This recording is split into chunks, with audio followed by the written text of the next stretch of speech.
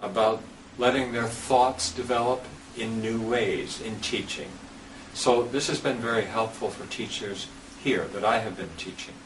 As an example of how teachers profit from this, one of the teachers that I have been instructing in this area of using trance states in terms of her teaching has used these things to come to see the students more clearly, to see things from their point of view.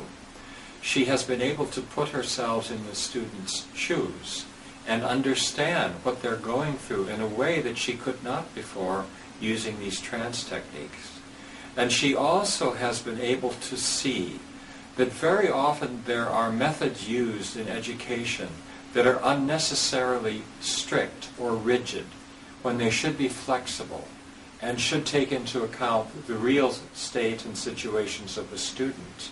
And she has come to see and use this new insight into how these changes might take place as a result of practicing these trance states. 能介绍一下你在加州 Excellent 治疗和研究中心的情况吗？ I am involved with a group called the Esalen Center for Theory and Research in California, and I go there maybe 2 times a year for getting together with a group of researchers from all over North America and from Europe to discuss the possibilities that human beings have that have been unrealized. And this is another example of the need. We see the need for developing human potentials. That it was discovered, I think, particularly in the 1960s and 1970s in the United States and Canada. There was a movement that looked to human potentials, that looked to the soul of people as having vision of what they were to be, a vision of the world, a vision for doing things differently. Not in a negative way, not in the sense of destroying institutions, but for making use of institutions, making use of possibilities in life to become better and to contribute to the world and contribute to the human community. Adam 博士，我们都知道呢，在中国哈，那老师啊、家长啊，包括孩子，他们的压力可能都是全世界最大的，那他们的焦虑程度也是最高的，那包括他们考试的竞争的这个激烈程度也是最高的，所以可以被称为说是这个全球之最哈。那您觉得这个焦虑对于老师、孩子和家长的影响是怎样的呢？你是怎么样看待就是中国的这个焦虑的问题？那另外呢，就是也想问问您，说您觉得您的这种培训课程，那对于中国的这种老师、孩子和学生的现状，包括家长，那会有怎么样的一种改善？那您认为您的方式与众不同在哪里？ It's a sad thing. The kinds of things you're talking about now, it's a very sad thing about the teaching profession, that it has so much pressure in it, and so much, in some cases, disappointment and upset that more cannot be done to have good education.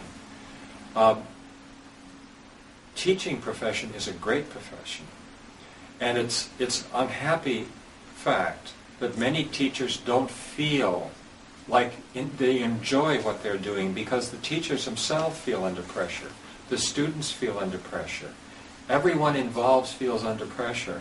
There is the pressure principally, I think, deriving from the competitive feeling that only so many can get ahead.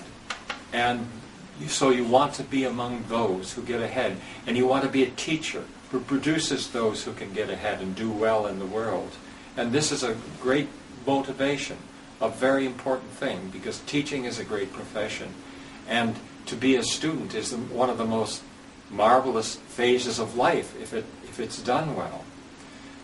One of the things that my seminars or my workshops promotes is an approach to teaching and to learning that is creative, that lifts this feeling there is one way to do it, and you have to do it this way, and you have to remember and bring back the information in this particular way, and so that people feel like they are what I would call in a straitjacket, and they cannot move. and they have to do it in a perfect way. Education should have a little more give in it, a little more flexibility, so that they don't feel they have to study in this way and they have to produce results in this way. This is one of the reasons I think that education in the West has in a way become a little bit more flexible. And this flexibility does not mean that study is not as good. It does not mean that people are not as devoted to teaching. It does not mean, it means rather that enjoyment can come into teaching and enjoyment can come into studying. And that this brings good, positive innovation in approaches to teaching and in approaches to studying.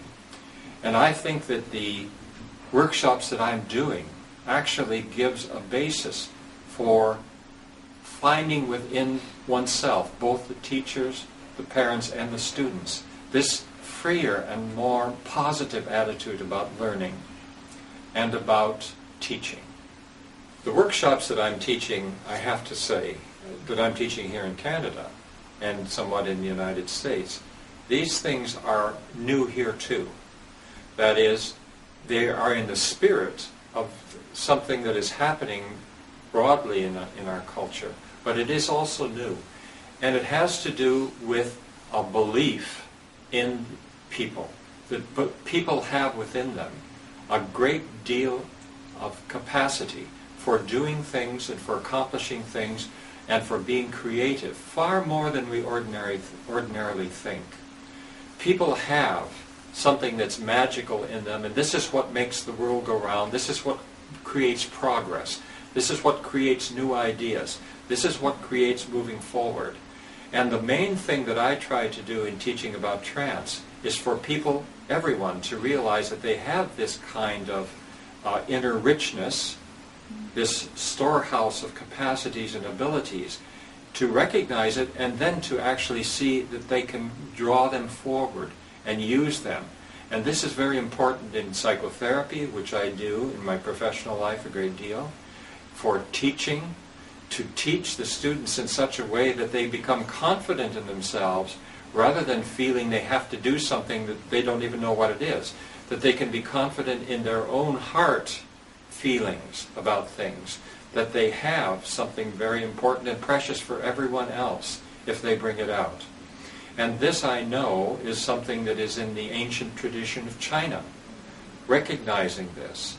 And that's one of the reasons why I've been very interested in coming to China. I believe that China could become a leader in this area if these sorts of things were able to be taught in an effective way.